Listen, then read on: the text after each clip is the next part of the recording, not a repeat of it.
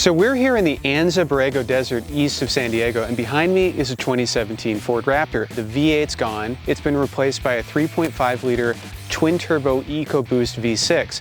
And the real question we're trying to answer today is, does this fundamentally change the character of the truck? We're going to do a high-speed blast through the desert. We're going to see how the truck handles whoops and sand and all sorts of fun terrain out there. And then we're going to slow things down a little bit. We're going to take it through a technical rock crawling section and evaluate the truck's incredible articulation.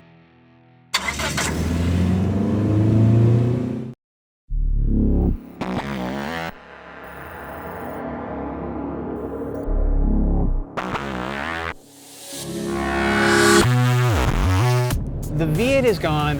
What do we get in return? You get a 3.5-liter over-square twin turbocharged V6.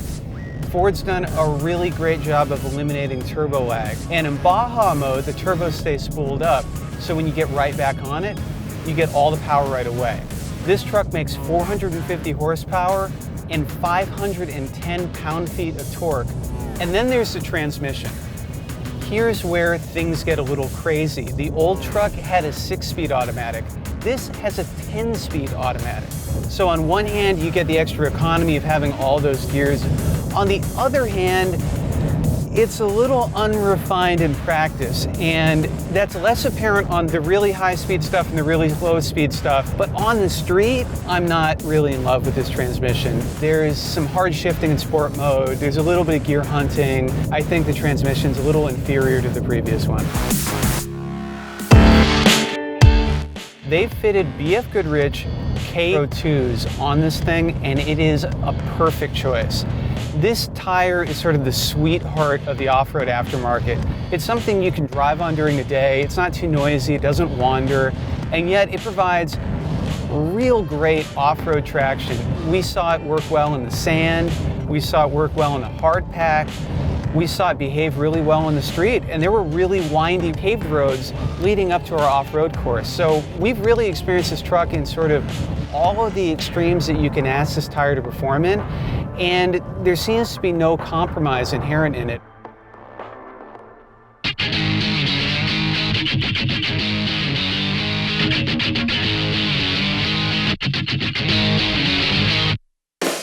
Just as I have to give the tires a lot of credit for what this truck can do, I mean, what would this truck be without the Fox shocks?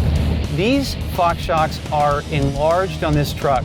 They offer 44% more capacity. That means this truck can soak up bumps you would swear would tear the thing apart. We hit some stuff today that I was bracing myself against a huge impact. And all you have to do, give it a little gas to stretch that suspension out, and it's amazing the impact the suspension can absorb.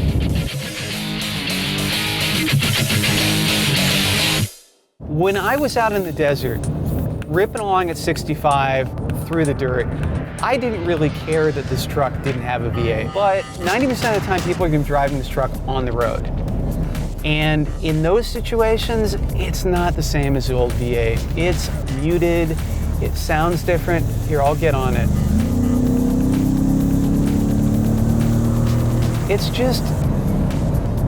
It's not the same as a V8. There's a bit of a cognitive dissonance going on. You have a truck that's performing like it has a high-strung race V8, and you have sounds coming out of it that sort of are, I don't know, it sounds more like a Nissan GTR than a Ford pickup. So I'm having a bit of trouble reconciling all those things. I started off thinking that I wasn't going to really appreciate all of the things this truck can do automatically. In Baja mode, for example, on the high-speed section, there's a lot of intervention. It's keeping the turbo spooled up so you have faster response. It's allowing a little bit of yaw without getting too sideways. It's basically a big safety net that's letting you have a lot of fun, but there's still a safety net there. And there's part of me that viscerally wonders if that's a great idea. On the other hand, that technology let me have a ton of fun in the desert, and that technology, like descent control, which this truck has, lets me have a lot of fun on a really technical off-road course. I think what's going on here is there's a battle between convenience and authenticity.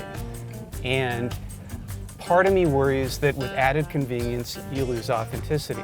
In this truck, I just don't really know that that's the case. I think all of the added amenities, all of the safety net features, all the convenience features expand your horizon. They let you get out of a tough spot without messing the truck up. They let you go to a place and safely get yourself out that you might not be able to do on your own in a truck where you have to do everything.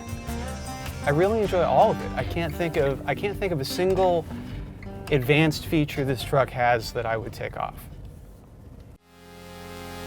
I think anyone that's interested in the previous Raptor will be pretty satisfied with this one. There's no compromise. You can drive it comfortably to the trailhead and then blast through the desert for hours. No problems whatsoever. It offers everything the previous truck offered to a slightly higher level, and it's not that much more expensive.